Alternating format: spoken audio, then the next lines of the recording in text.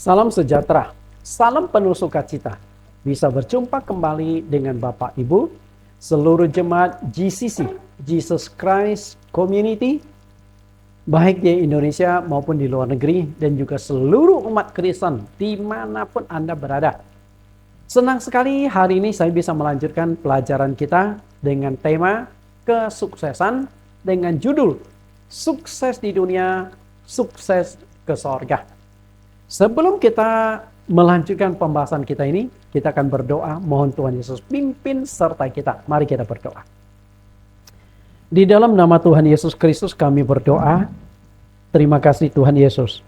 Engkau Allah kami, Engkau tempat kami bersandar, Engkau tempat kami menaruh segala harapan. Kami kembali beribadah, mendengarkan kebenaran firman-Mu.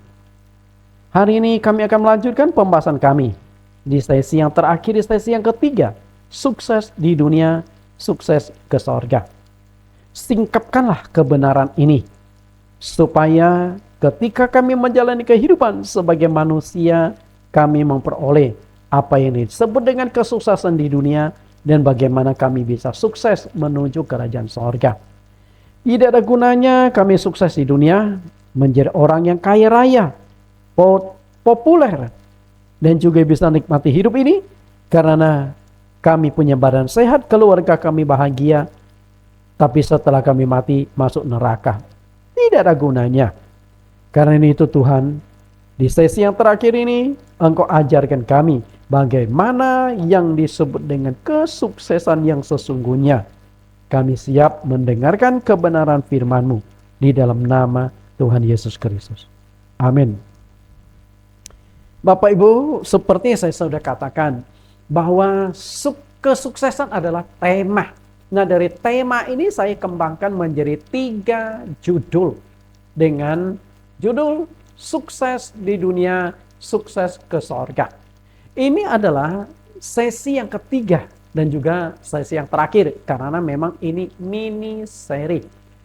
Sukses di dunia dan sukses ke sorga.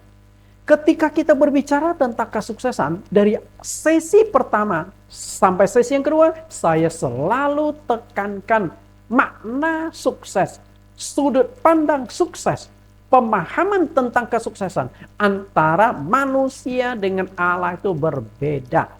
Kalau manusia, suksesnya itu hanya di dunia. Tapi di mata Tuhan tidak begitu. Jadi kita akan belajar. Kita akan kutip kembali penjelasan Tuhan Yesus tentang sukses di mata Tuhan dan sukses di mata dunia. Yang kita ambil dari Injil Matius pasal yang ke-6 ayat 31 sampai 33. Kita belajar sekilas. Matius 6 ayat 31, sebab itu janganlah kamu khawatir dan berkata, apakah yang akan kami makan?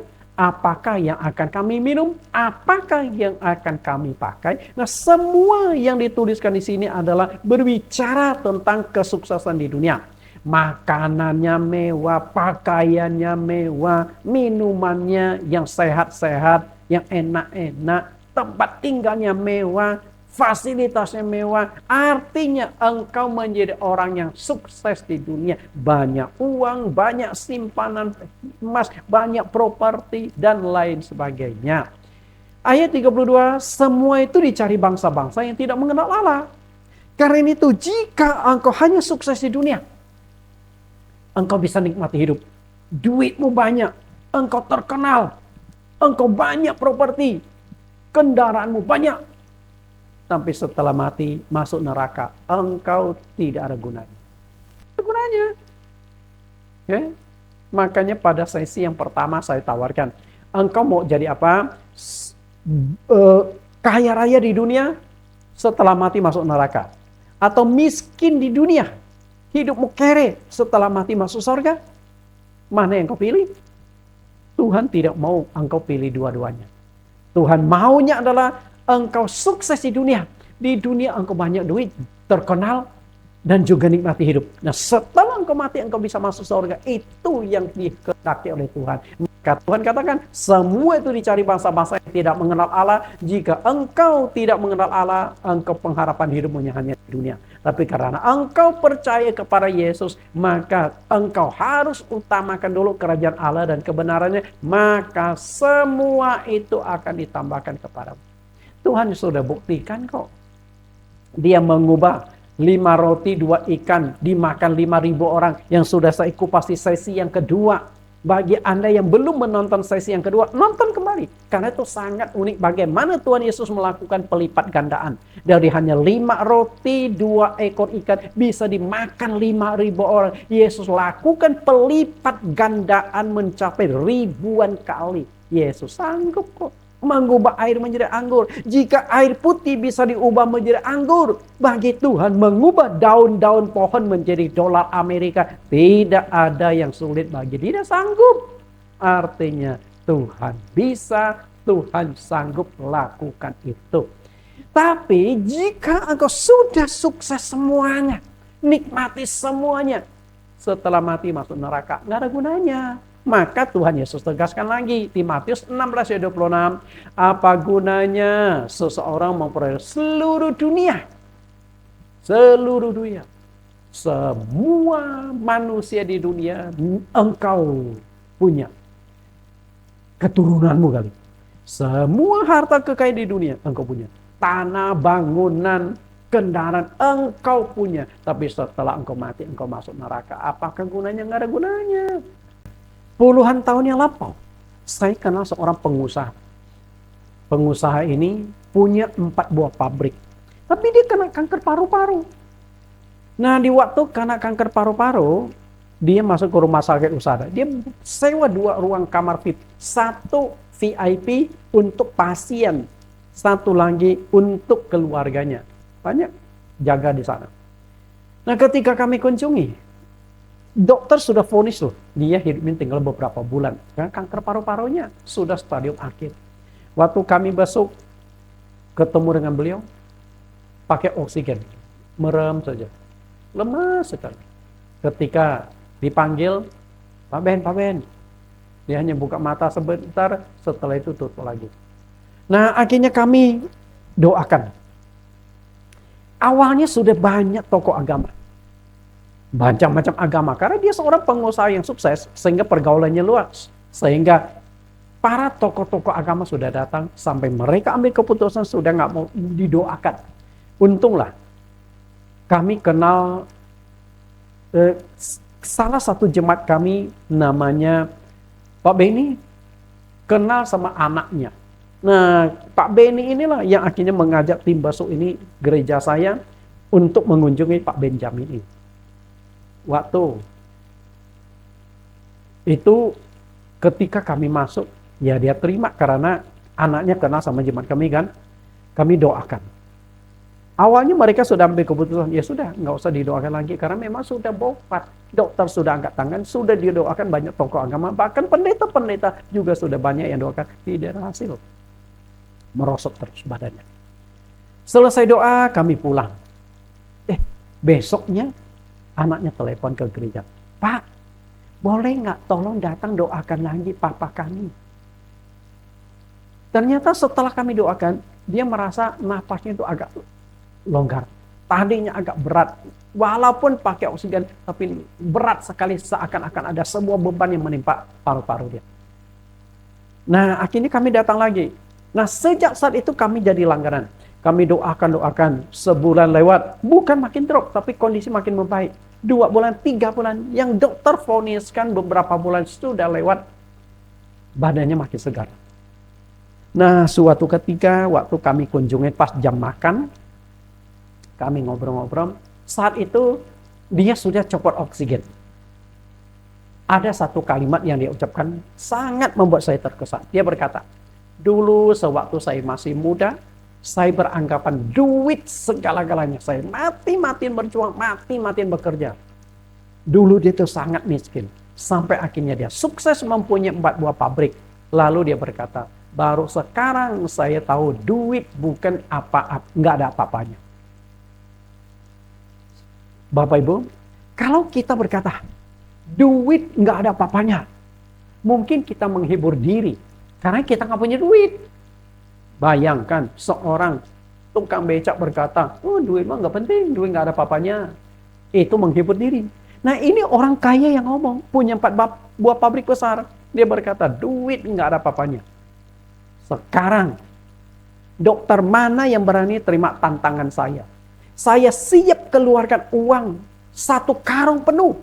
Dengan 1 tantangan, dokter mana yang bisa sembuhkan saya? Saya serahkan uang, ambillah uang gitu.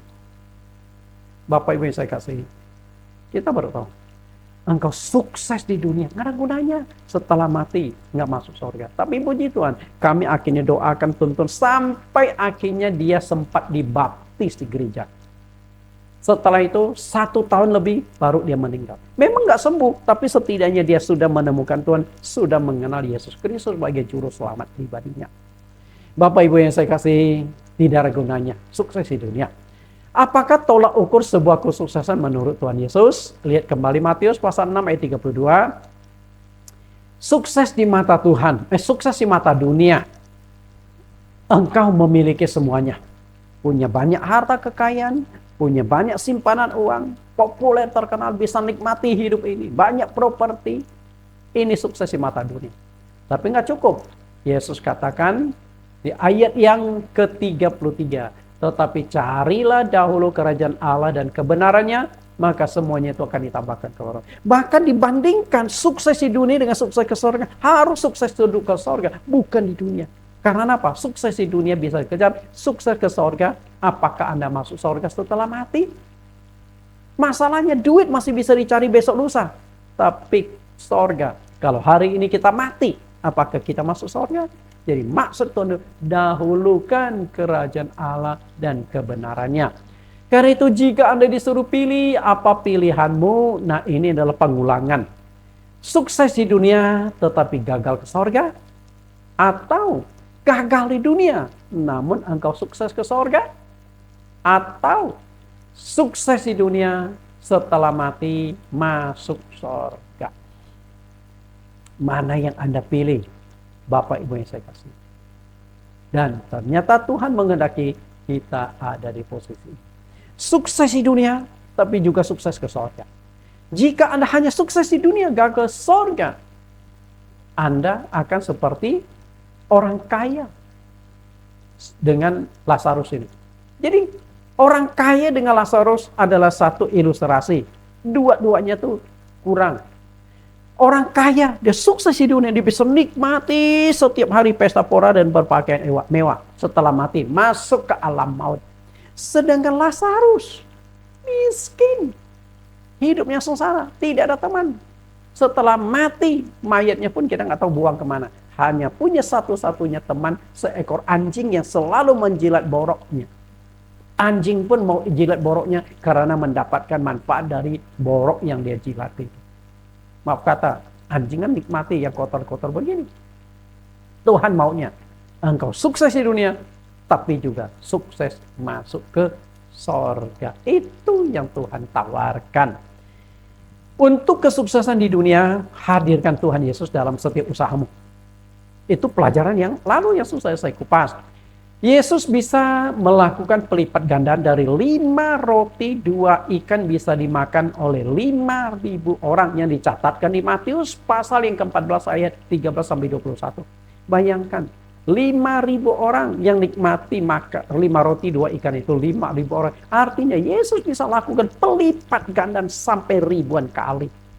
Kemudian Yesus bisa mengubah air menjadi anggur.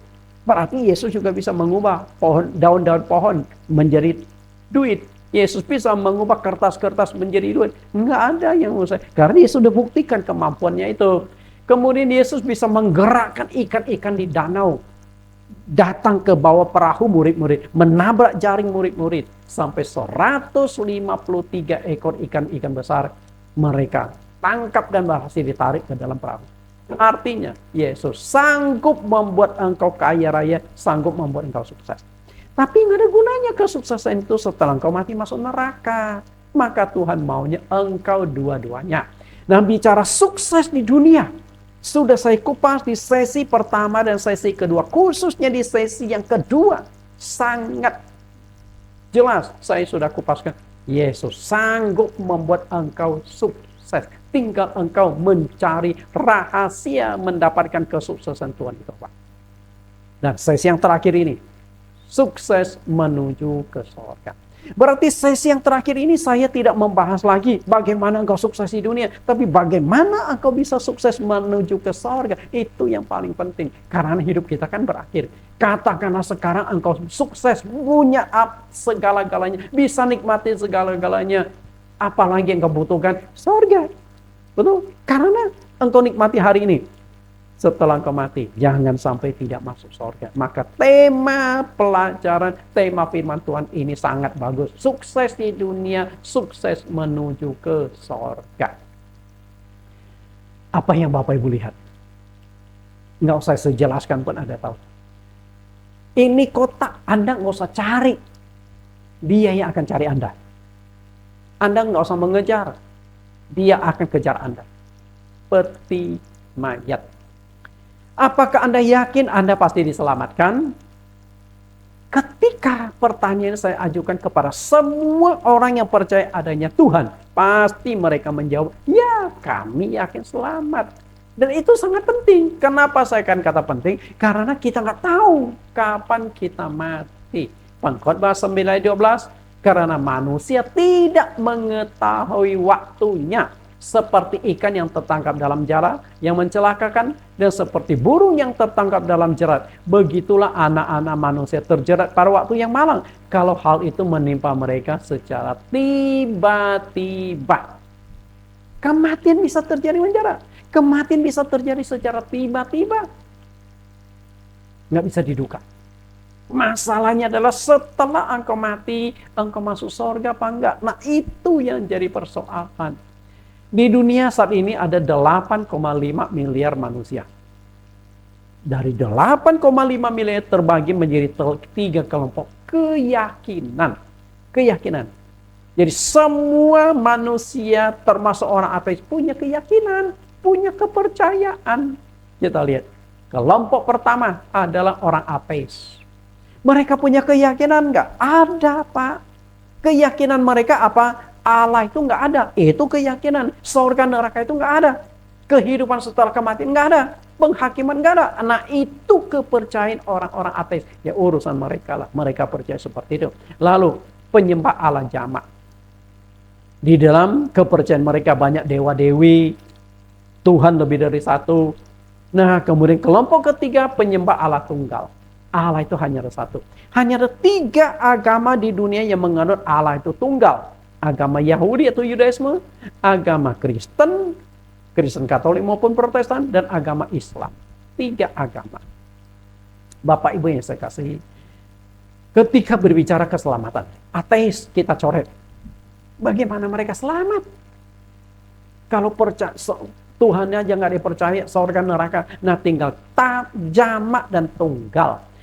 Ketika saya tanya kepada mereka yang percaya kepada Allah di masing-masing agama mereka, engkau yakin nggak engkau diselamatkan? Mereka pasti jawab, yakin. Padahal itu sangat penting loh. Apakah penganut-penganut agama ini tidak yakin setelah mereka mati masuk surga? Hindu, Buddha, Konghucu, Yudaisme, Islam. Yakin nggak? Yakin. Kalau mereka tidak yakin, mereka pasti sudah tinggalkan agama mereka, sudah masuk pindah agama lain yang menjamin keselamatan mereka. Mereka sudah bubar.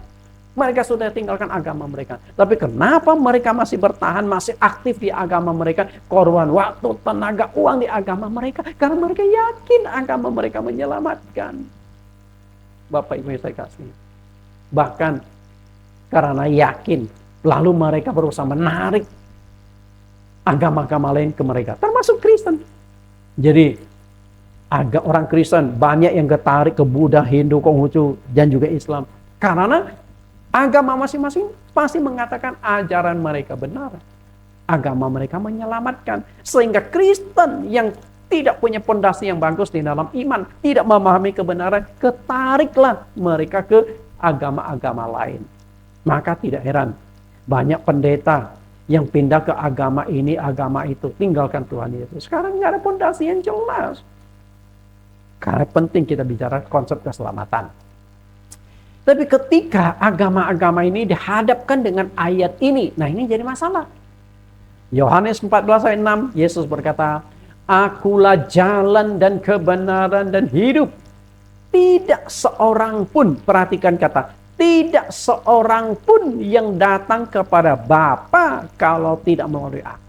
Apakah masih ada juru selamat yang lain? Apakah masih ada pengantara yang lain? Apakah ada nabi yang lain yang bisa menghubungkan kita dengan Allah Sang Pencipta? Sudah nggak ada. Satu-satunya harus lewat Yesus untuk memperoleh keselamatan. Sebenarnya yang lebih menarik lagi kalau Anda baca dari ayat yang ke-1 sampai ayat yang ke-6. Ayat pertama, "Janganlah gelisah hatimu, percayalah kepada Allah, percayalah kepadaku." Artinya, percaya Allah saja nggak cukup, tapi harus percaya kepada Yesus. Kenapa demikian? Di ayat yang kedua, Yesus berkata, "Di rumah Bapakku banyak tempat tinggal. Jika tidak demikian, aku mengatakannya kepadamu, sebab aku pergi ke situ untuk menyediakan tempat bagimu. Dan setelah aku pergi, aku akan datang kembali menjemput kamu, supaya di tempat di mana aku berada, kamu pun berada." Yesus menawarkan sorga. Di rumah Bapakku banyak tempat tinggal. Tapi untuk ke sana, percayalah kepada Allah, percaya kepadaku. Nah, semua agama percaya pada Allah, tapi nggak percaya Yesus. Nggak cukup.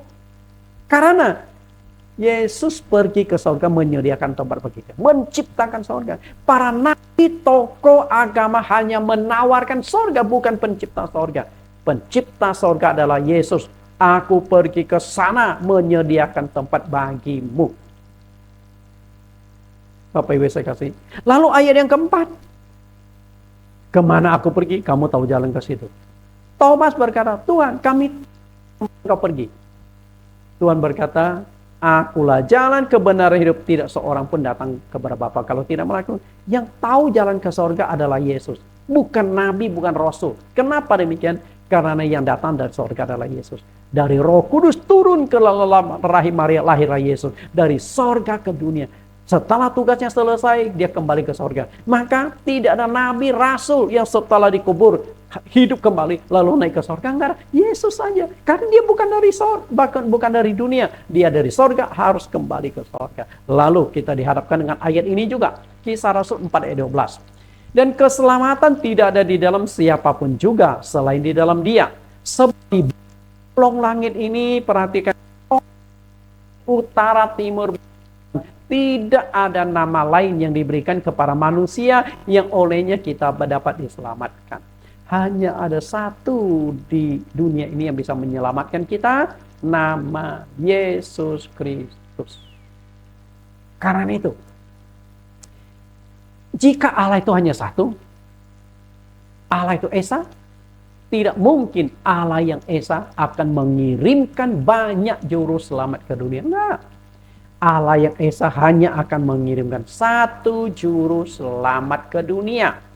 Karena itu Rasul Paulus, rasul yang awalnya menentang Yesus sebagai juru selamat, bahkan menentang Yesus adalah Tuhan. Dia berkata, 1 Timotius 2 ayat 5, "Karena Allah itu Esa, dan Esa pula Dia yang menjadi pengantara antara Allah dan manusia, yaitu manusia Kristus Yesus, yang telah menyerahkan dirinya sebagai tebusan bagi semua manusia." Itu kesaksian pada waktu yang ditentukan. Allah itu Esa.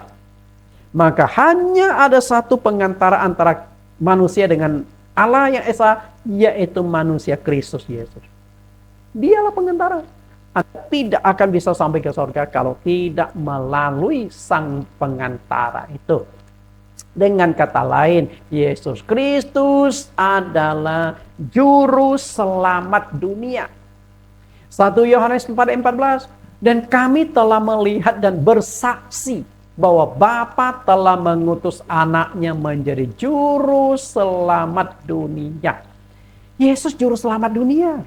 Dunia hanya ada satu, kecuali ada dunia lain. Anda boleh nggak usah percaya Yesus lah. Mungkin Yesus itu hanya berlaku untuk dunia saat ini, bukan dunia yang lain. Tapi kalau engkau masih tinggal di dunia ini, masih tinggal di bawah kolong langit ini, tidak ada juru selamat lain selain anak Allah, yaitu Yesus Kristus. Karena itu kalau engkau ingin masuk surga, percayalah kepada Yesus. Yohanes 4:24 ayat 42, dan mereka berkata kepada perempuan itu, kami percaya, tetapi bukan lagi karena apa yang kau katakan, sebab kami sendiri telah mendengar dan kami tahu bahwa Dialah benar-benar juru selamat dunia. Yesus ini adalah juru selamat dunia.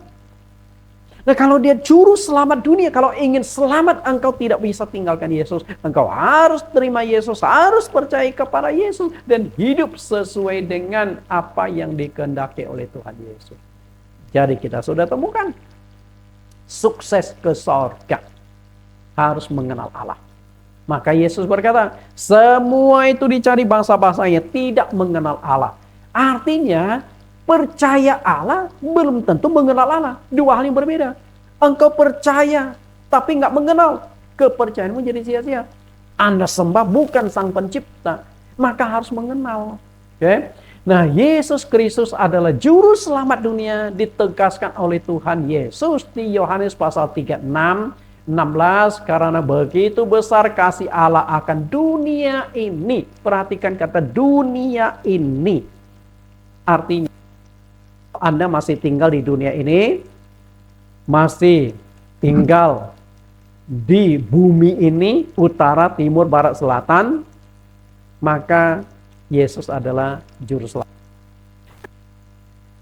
Lain, bukan di bumi ini, mungkin Anda tidak usah percaya pada Yesus.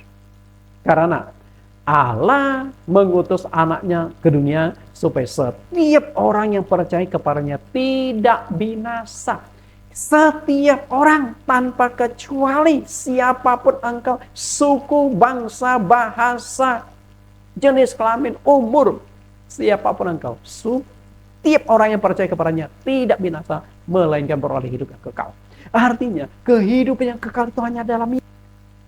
Karena itu Bapak Ibu, jika engkau sukses di dunia nih, banyak kekayaanmu, terkenal, tapi engkau tidak percaya Yesus, engkau tidak akan selamat.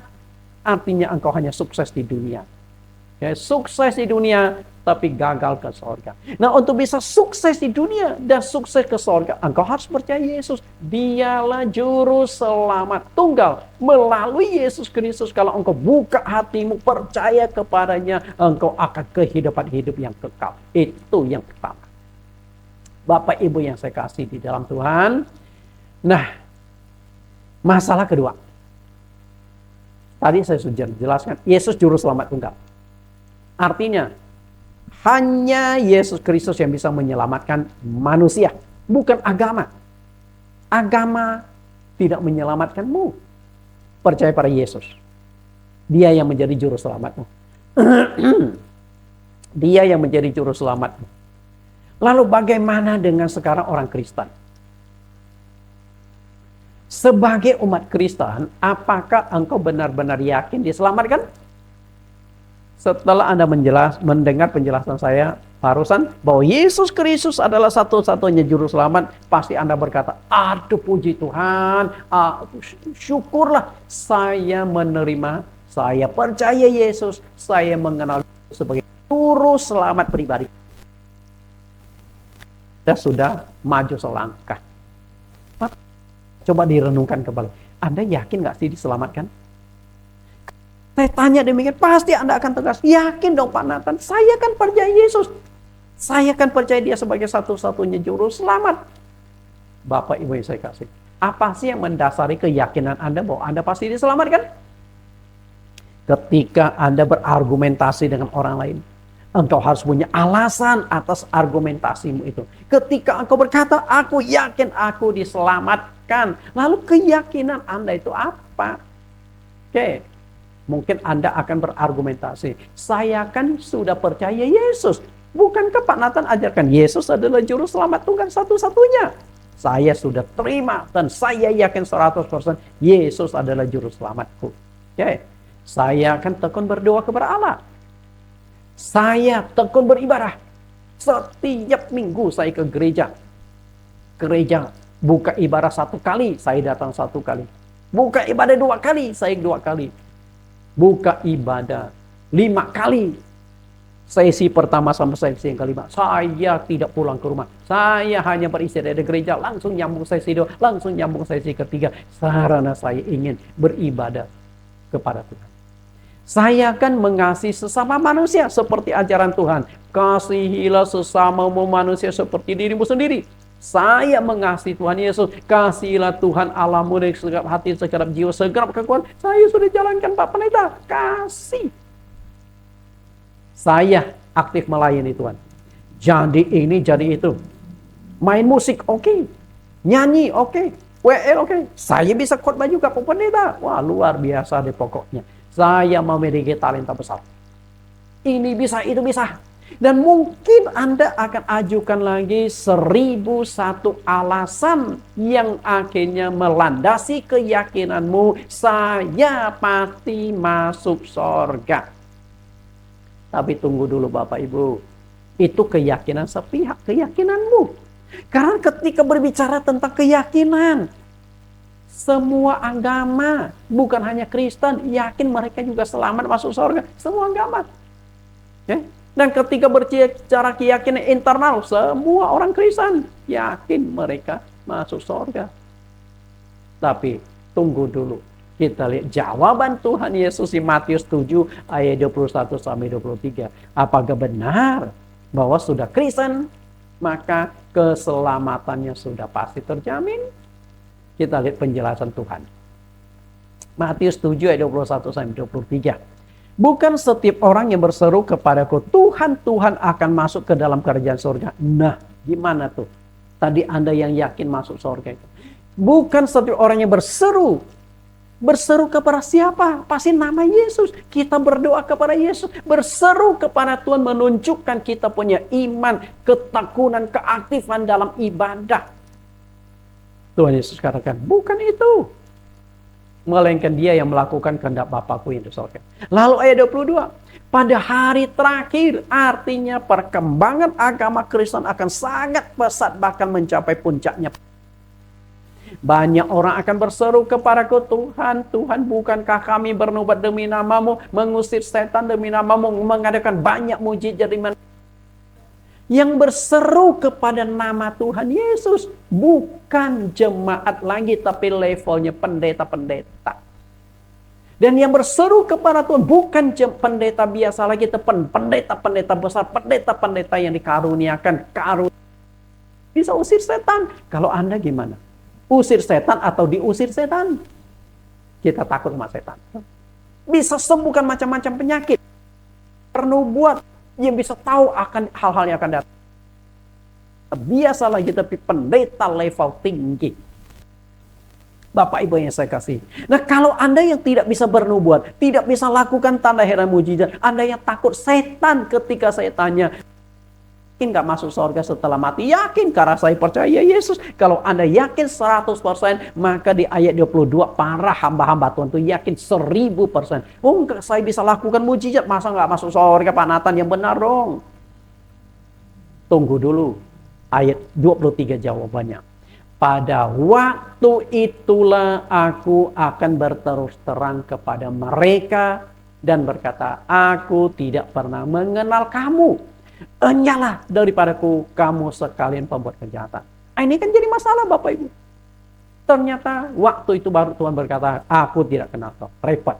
Oke, kita lihat kembali ayat ini, ayat 21. Bukan yang melainkan mereka yang melakukan kehendak Bapakku. Kehendak Bapa itu apa? Ada di mana? Di Alkitab. Artinya, yang bisa masuk surga adalah yang melakukan kehendak Allah yang tertulis di dalam Alkitab. Pada waktu itu, perhatikan kata, pada waktu itu aku akan berterus terang. Artinya saat ini Tuhan tidak berterus terang. Biarkan. Jika hari ini Tuhan berterus terang, surga penuh, neraka itu pasti kosong. Karena katakanlah, saya awalnya tidak percaya Tuhan. Ateis lah. Ternyata kemarin teman dekat saya, teman yang tumbuh bersama saya dari kecil meninggal dunia. Saya shock dan kaget. Loh, kemarin masih kopi dengan gua. Kok sekarang lu udah pergi? Saya kaget. Saya menghadiri pemakamannya. Setelah pemakaman, saya mulai merenung. Saya merasa kehilangan. teman baikku pergi loh. Kemana ya kira-kira temanku? Nah, ketika saya mulai merenung-merenung, mulai ingin cari jawaban, setelah mati, manusia mati, masih ada kehidupan nggak ya? Apalagi teman saya percaya Tuhan, lalu dengarkan khotbah waktu perkabungan, ternyata setelah mati masih ada kehidupan yang akan datang. Lalu saya mulai tertarik, mulai mencari. Maaf. Betul, Nathan, agama yang kau ikuti bukan aku yang dirikan. Aku pasti pindah ke agama B. Baru beribadah beberapa kali datang firman Tuhan. Nathan, agama yang kau ikuti bukan aku yang dirikan. Aku pindah ke agama C. Sampai suatu saat saya akan temukan agama. Dan saya masuklah agama Kristen. Agama Kristen yang mengajarkan Yesus satu-satunya juru selamat tunggal. Oke, saya ada dari agama Kristen. Muncul ribuan denominasi gereja. Di Google ada 45.000 denominasi gereja yang ada di dunia. Saya mau ikut yang mana? Kitab sucinya sama, tapi memunculkan puluhan ribu yang berbeda-beda. Saya mau ikut yang mana? Kalau Tuhan berterus terang masih enak. Nathan, gereja yang kau masuki bukan aku yang dirikan. Saya akan pindah ke gereja B. Ketika di gereja B, Nathan, gereja yang kau ikuti belum sesuai dengan firmanku. Saya akan pindah ke gereja C. Tapi saya akan pindah sampai kapan?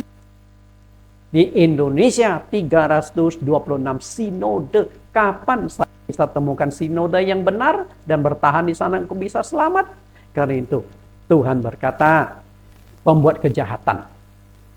Kenapa? Di mana kejahatan mereka coba? Apakah menyembuhkan orang usir setan kejahatan? Enggak. Di mana? Apa Tuhan menyebut mereka kejahatan? 2 Tesalonika 2:9-10. Kedatangan si pendurhaka itu adalah pekerjaan iblis dan disertai rupa-rupa perbuatan ajaib, tanda-tanda dan mujizat-mujizat palsu dengan rupa-rupa tipu daya jahat terhadap orang-orang yang harus binasa karena mereka tidak menerima dan mengasihi kebenaran yang dapat menyelamatkan mereka. Itulah sebabnya Allah mendatangkan kesesatan atas mereka yang menyebabkan mereka percaya akan dusta. Bapak Ibu yang saya kasih, nggak selamat. Nggak penyesatan.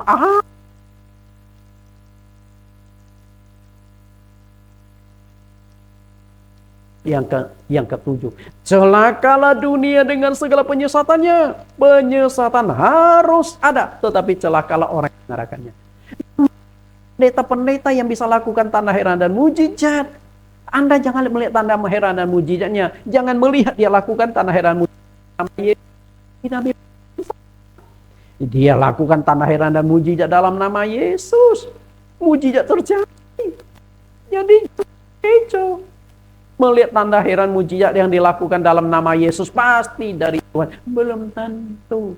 Yang menyelamatkan kita bukan tanda heran dan mujizat. Bukan yang bisa mengursi setan, bisa menyembuhkan penyakit yang bukan itu yang menyelamatkan. Yang menyelamatkan kita adalah kebenaran. Maka Tuhan Yesus berkata, kamu sekalian pembuat kejahatan karena engkau tidak percaya akan kebenaran. Maka untuk selamat harus kembali ke dalam kebenaran. Tidak ada keselamatan di luar kebenaran. Lalu kebenaran itu apa? Yohanes 17, kuduskanlah mereka kebenaran. Firman-Mu adalah kebenaran. Berarti untuk masuk ke sorga harus kembali ke dalam kebenaran. Kita lihat kembali syarat masuk surga itu. Lihat kembali Matius 7:21. Bukan setiap orang, artinya kan setiap orang Kristen yang percaya Yesus otomatis keselamatannya.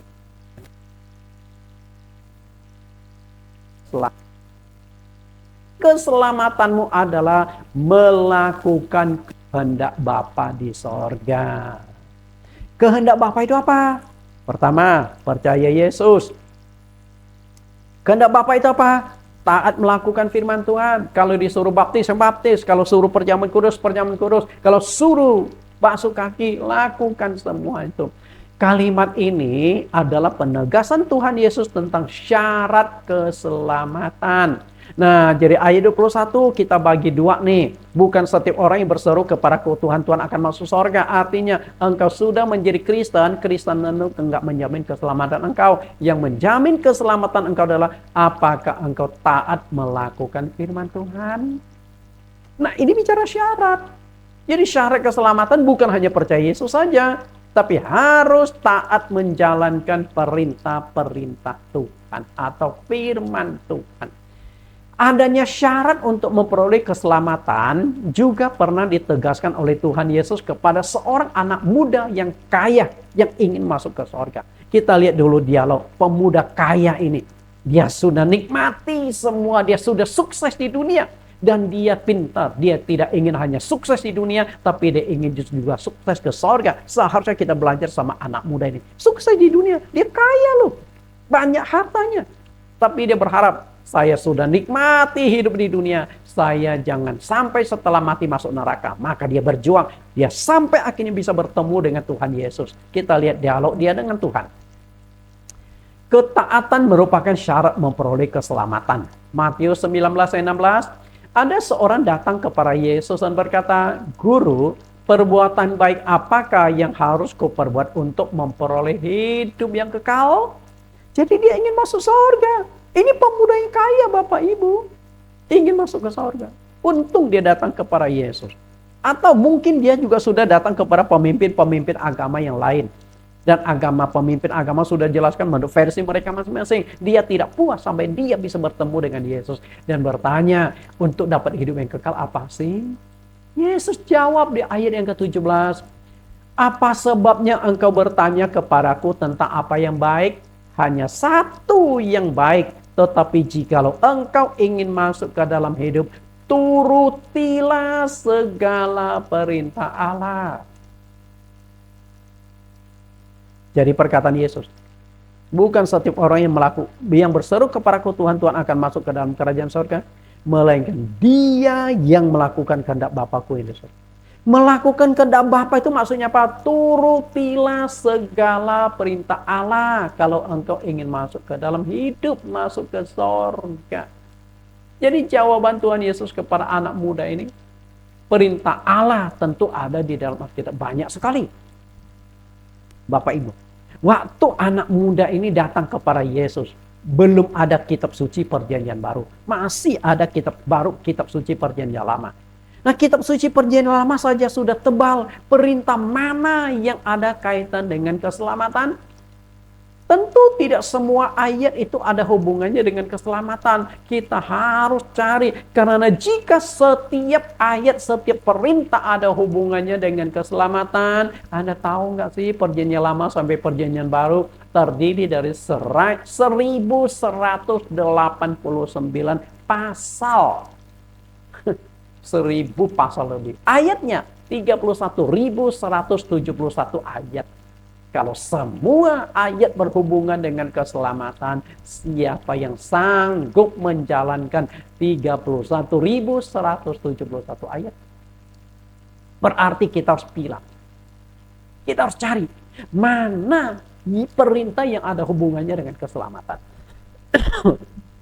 Mana ayat-ayat yang ada hubungannya dengan keselamatan. Karena itu, dalam kebingungan, pemuda kaya ini bertanya kepada Tuhan Yesus tentang fokus yang berkaitan dengan keselamatan. Dia tahu Alkitab perjanjian lama begitu tebal. Perintah mana yang ada hubungan dengan keselamatan? Nah, apalagi sekarang perjanjian lama, perjanjian baru disatukan. 66 kitab, 131 ribuan ayat. Perintah mana? Maka anak muda ini bertanya di ayat yang ke-18, perintah yang mana? Bapak Ibu yang saya kasih. Seharusnya pertanyaan ini juga pertanyaan orang Kristen. Anda sudah Kristen. Kekristenan belum tentu berarti Anda pasti selamat. Perintah mana di Alkitab yang ada hubungannya dengan keselamatan? Seharusnya Anda bertanya secara kritis, bertanya secara tajam. Jangan mempermainkan keselamatanmu. Ada pendeta yang getol perpuluhan. Kalau engkau tuh tidak kasih persembahan, engkau nggak masuk surga loh, masuk neraka loh. Nah, ini gara-gara engkau terlalu sukses, maka pendeta ingin dapatkan kesuksesanmu sebagian berupa perpuluhan. Mungkin itu kali ya. Bapak Ibu yang saya kasih, apakah persembahan persepuluhan tidak penting? Tentu penting. Apa ada hubungan dengan keselamatan? Belum tentu.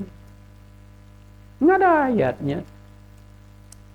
Setelah bertahun-tahun saya mempelajari perintah-perintah Allah di dalam Alkitab, perintah mana sih yang ada hubungan dengan keselamatan?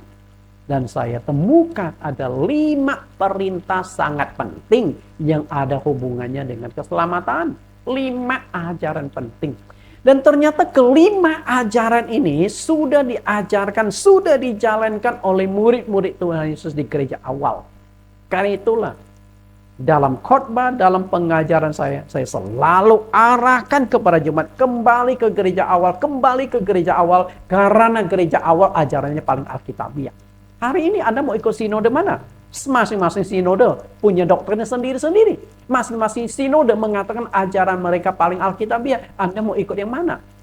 Mau ikut yang mayoritas? Kalau ikut mayoritas berarti Katolik. Kita harus kembali ke Katolik. Mau ikut yang jemaatnya paling banyak?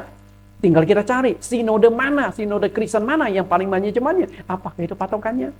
Banyak bukan berarti benar. Kalau banyak berarti benar, itu partai politik namanya. Suara terbanyak itu yang menang. Tapi Yesus berkata, masuklah melalui jalan yang sempit itu. Karena jalannya sempit itu yang bisa menyelamatkan. Banyak yang dipanggil, sedikit yang dipilih. Bukan yang banyak itu berarti benar. Sedikit bukan berarti salah. Kembalilah ke gereja awal. Itu standar doktrin yang paling bagus. Nah, gereja awal punya 5 doktrin utama yang diajarkan mereka. Pertama, baptisan air. Yang kedua, perjamuan kudus. Yang ketiga, dipenuhi Roh Kudus. Tapi ada 2 lagi yang hilang dari gereja. Basuh kaki dan menguduskan hari Sabat. Kita coba analisa sekilas. Baptisan, perjamuan kudus, dan kepenuhan Roh Kudus. 3 doktrin ini masih dijalankan oleh gereja-gereja. Semua gereja masih melakukan baptisan, perjamuan kudus, masih mendorong supaya jemaatnya hidup dipimpin oleh Roh Kudus. Tapi permasalahannya adalah, apakah ajaran baptisan, perjamuan kudus, Roh Kudus yang diajarkan, dipraktekkan oleh gereja-gereja sekarang masih sama nggak dengan gereja rasul-rasul? Jika sudah tidak sama, maka Anda akan mempertaruhkan keselamatan Anda. Karena 3 ini berhubungan dengan keselamatan. Namun yang jelas, basuh kaki dengan hari Sabat sudah hilang dari sinode gereja-gereja di seluruh dunia. 95% sudah tidak lagi melakukan pembasuhan kaki dan menguruskan hari Sabat.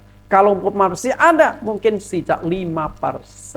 Ketika beribadah pada hari Sabat, pasti kita langsung berasumsi, no, gereja Advent. Sorry, saya bukan jemaat Advent, saya bukan pendeta Advent, tapi saya tetap mengajarkan tentang hari Sabat. Karena hari Sabat itu bukan untuk Advent, hari Sabat itu untuk semua orang. Dari awal penciptaan Allah sudah tentukan hari ke-7 adalah hari beristirahat, hari untuk menyembah Allah.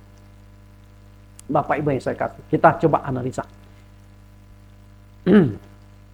Padahal 5 doktrin ini yang diajarkan Tuhan Yesus dan diteruskan oleh para rasul di gereja awal, semuanya itu ada hubungannya dengan keselamatan. Semuanya.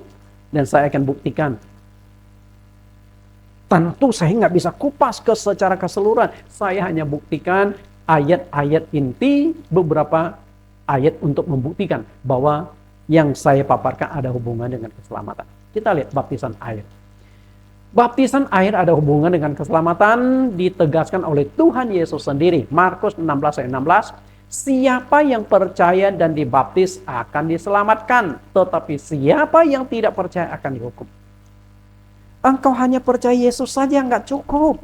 Maka Yesus berkata, bukan setiap orang yang berseru kepadaku, Tuhan, Tuhan akan masuk ke dalam kerajaan sorga. Percaya Yesus saja nggak selamat.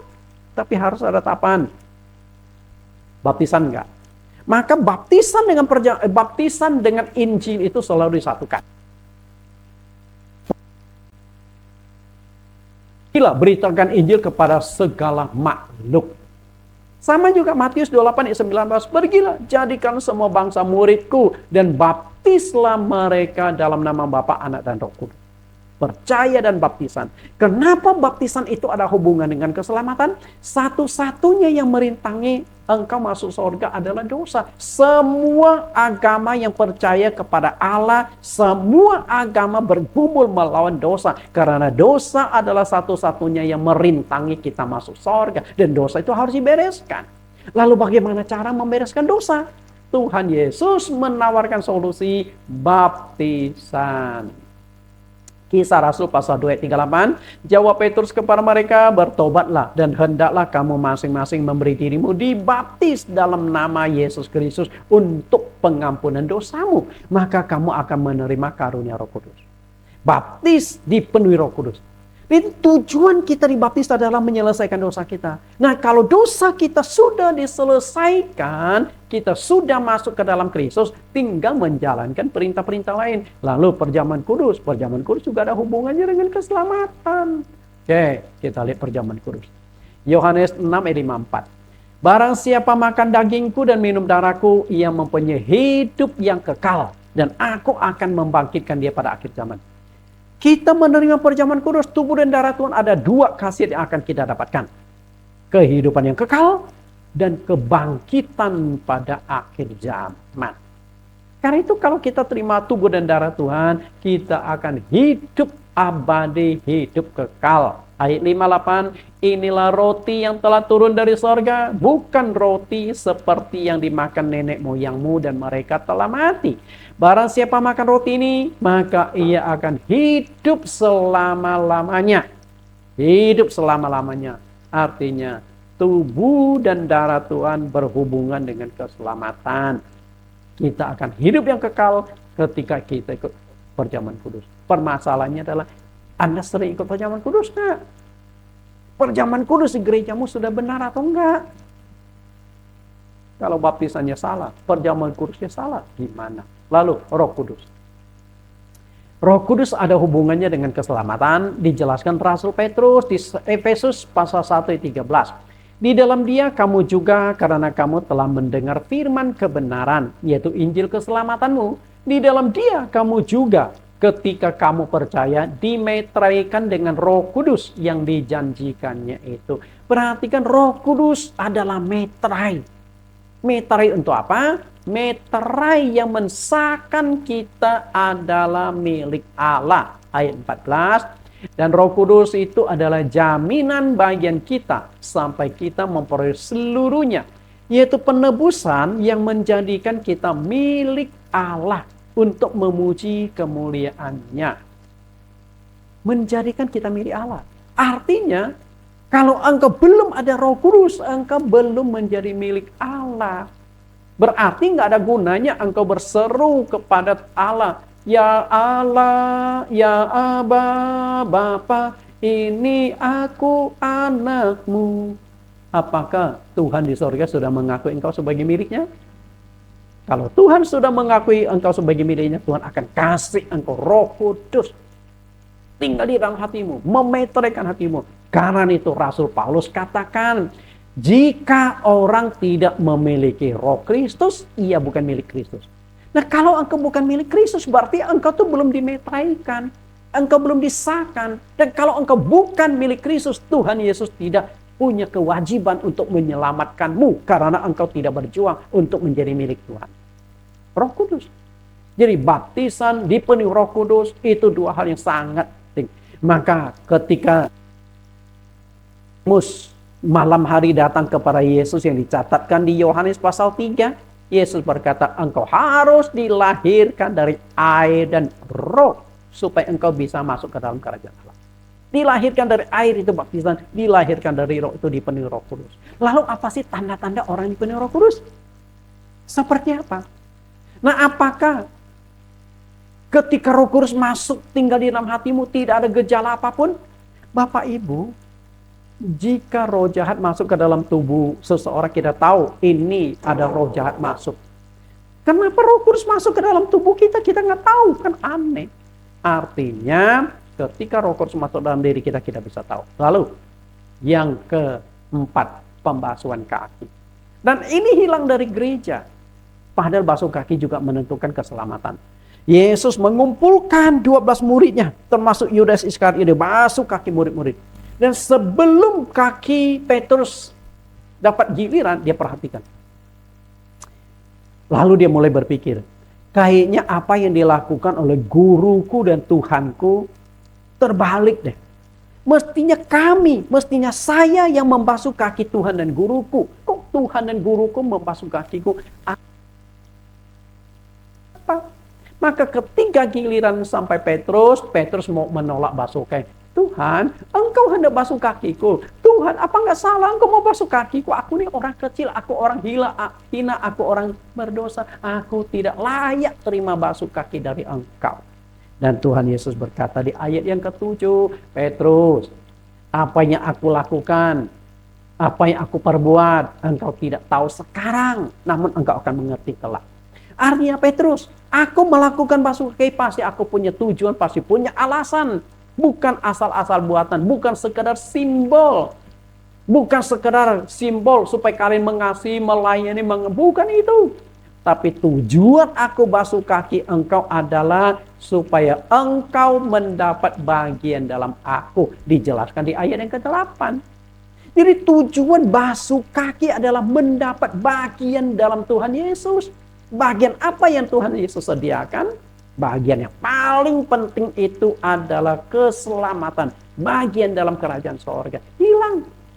Kan itu Bapak Ibu, kalau Anda sebagai orang Kristen belum terima basuh kaki, berarti engkau belum mendapat bagian dalam Tuhan. Kalau engkau sudah mengerti kebenaran, minta sama pendetamu, Pak Pendeta, saya mau basuh kaki supaya aku mendapat bagian dalam Tuhan, seperti yang dikatakan oleh Tuhan Yesus. Kalau pendetamu tidak mau membasuh kakimu, datang kepada saya akan basuh kakimu supaya engkau mendapat bagian di dalam Tuhan Yesus. Nah, sangat penting. Lalu yang terakhir, menguduskan hari Sabat. Nah, ketika saya mengajarkan tentang hari Sabat, saya ditentang habis-habisan. Dan banyak mengatakan, oh Pak Nathan mengajarkan hukum Taurat. Oh, ajaran Pak Nathan sudah sesat. Pertanyaan saya itu sederhana. Apakah hari Sabat itu hukum Taurat? Dan Anda tahu nggak? Hari Sabat itu tercatat di 15 kitab dari total 66 kitab. Kalau hari Sabat di hukum Taurat seharusnya hanya tercatat di kitab Taurat. Ternyata di perjanjian lama ada, perjanjian baru ada. Dan yang paling penting, Yesus pun ibadahnya pada hari Sabat. Lukas 4 ayat yang ke-16. Yesus ibadah hari Sabat. Murid-murid ibadah hari Sabat. Gereja awal ibadah hari Sabat. Dan untuk memahami topik hari Sabat itu nggak sederhana. Ada 20 sesi topik tentang hari Sabat. Kapan kita bisa selesai belajarnya? Oke, kita kembali lihat di sini. Apakah hari Sabat ada hubungannya dengan keselamatan? Kita lihat dialog antara Tuhan Yesus dengan anak muda yang kaya ini. Tadi kita sudah kupas sebagian. Matius 19 ayat 16. Ada seorang datang kepada Yesus dan berkata, Guru, perbuatan baik apakah yang harus kuperbuat untuk memperoleh hidup yang kekal? Anak muda ini ingin hidup yang kekal. Lalu Yesus menjawab, apa sebabnya engkau bertanya kepadaku tentang apa yang baik? Hanya satu yang baik. Tetapi jikalau engkau ingin masuk ke dalam hidup, turutilah segala perintah Allah. Kembali ke sini. Untuk dapat hidup yang kekal, turuti segala perintah Allah. Nah, anak muda ini kan bingung, pusing. Perintah Allah itu ada ratusan, bahkan ada ribuan. Kitab perjanjian lama sampai perjanjian baru. Kalau dipersatukan, itu ada 31.000 lebih ayat-ayat Alkitab. Bayangkan, kalau semuanya berhubungan dengan keselamatan, siapa yang sanggup jalankan? Anak muda ini pintar. Dia ingin fokus. Perintah yang mana? Dan ketika dia tanya perintah yang mana, Yesus langsung kutip 10 hukum Allah. Kita lihat ayat 18. Kata Yesus kepadanya, jangan membunuh 10 hukum, jangan berzina 10 hukum, jangan mencuri 10 hukum, jangan mengucapkan saksi dusta 10 hukum, hormatilah ayahmu dan ibumu 10 hukum, dan kasihlah sesamamu manusia.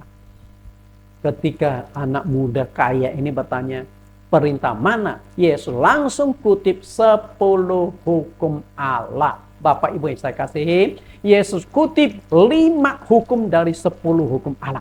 Nah, apakah 10 hukum Allah itu hukum Taurat? Bukan.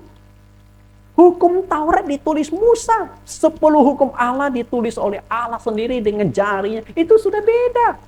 Nah, ketika Musa menulis hukum Taurat, di copy paste. 10 hukum Allah di copy, di paste, dimasukkan ke dalam 2 kitab. Kitab Keluaran pasal 20 dan Ulangan pasal yang ke-5.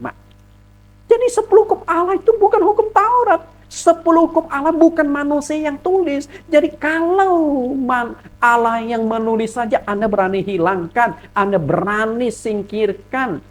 Bagaimana? Hukum yang keempat, ingat dan kuduskan hari Sabat. Nah, ini isi dari 10 hukum Allah. Kita lihat.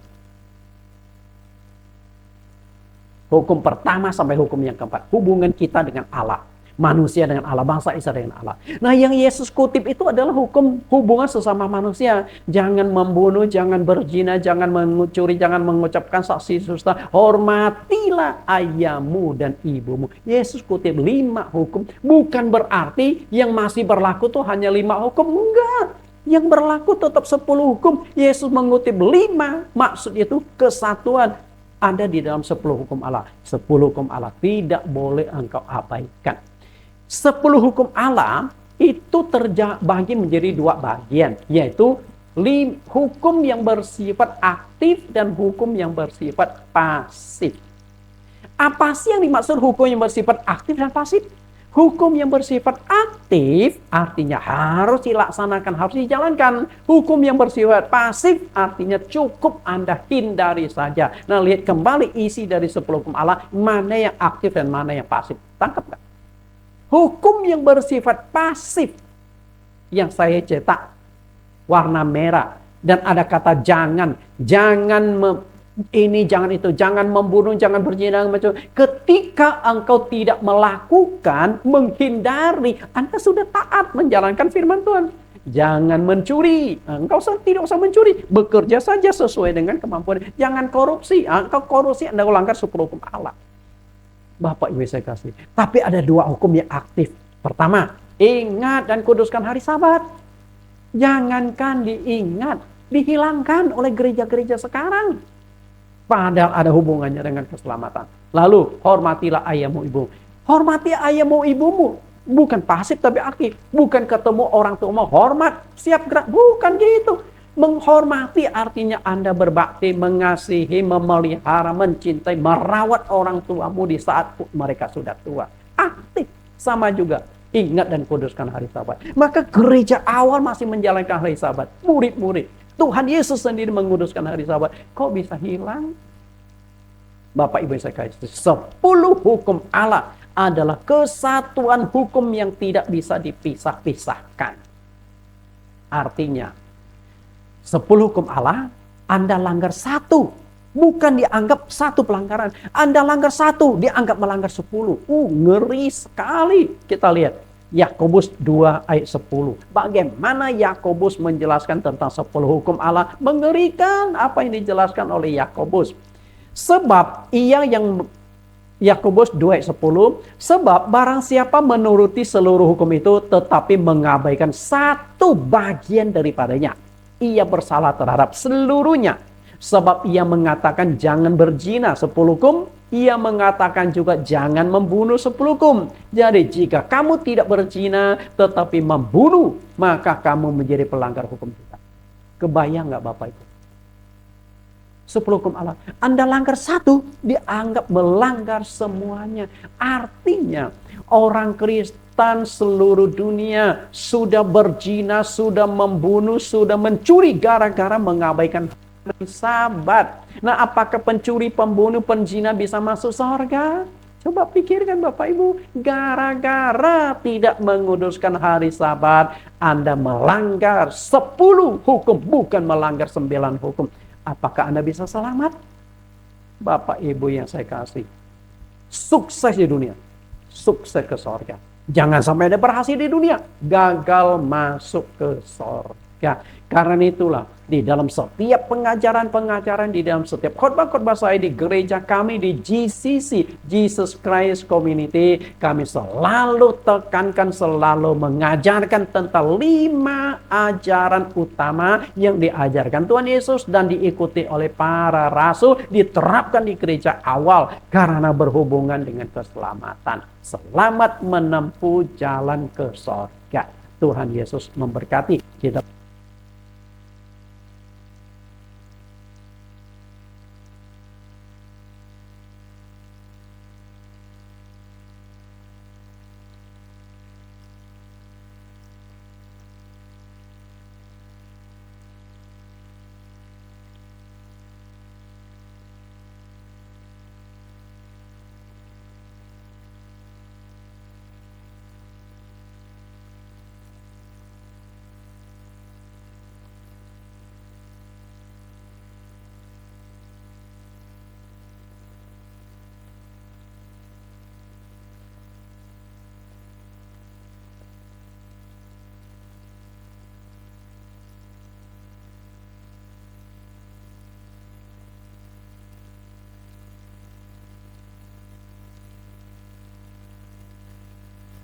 Masuk ke neraka, nggak ada gunanya. Bahkan jika hidup kami gagal di dunia, sudah miskin, kere, penyakitan, hidup susah, mati segan, masuk ke neraka, betapa malangnya nasib kami. Karena itu Tuhan, selama masih ada kesempatan, beri kekuatan, berikan pengarah, tuntun kami menemukan jalan menuju keselamatan. Hari ini apa yang kami sudah pelajari, semoga bukan hanya teori, tapi benar-benar diimani dan praktek oleh gereja-gereja, oleh umat Kristen, oleh hamba-hamba Tuhan. Karena itu dimanapun hamba-hamba Tuhan umat Kristen yang setelah mendengarkan mini seri ini, mereka bisa membagikannya, mereka bisa sharekan lagi, mereka bisa subscribe supaya semakin banyak orang bisa melihat pelajaran hari ini dan mereka memperoleh keselamatan, sukses di dunia, sukses ke sorga. Itulah anugerah yang Engkau sediakan bagi kami. Terima kasih Tuhan. Kami telah berdoa di dalam nama Tuhan Yesus. Amin. Sampai bertemu di lain kesempatan dengan topik-topik firman Tuhan yang menarik. Tuhan Yesus berkati.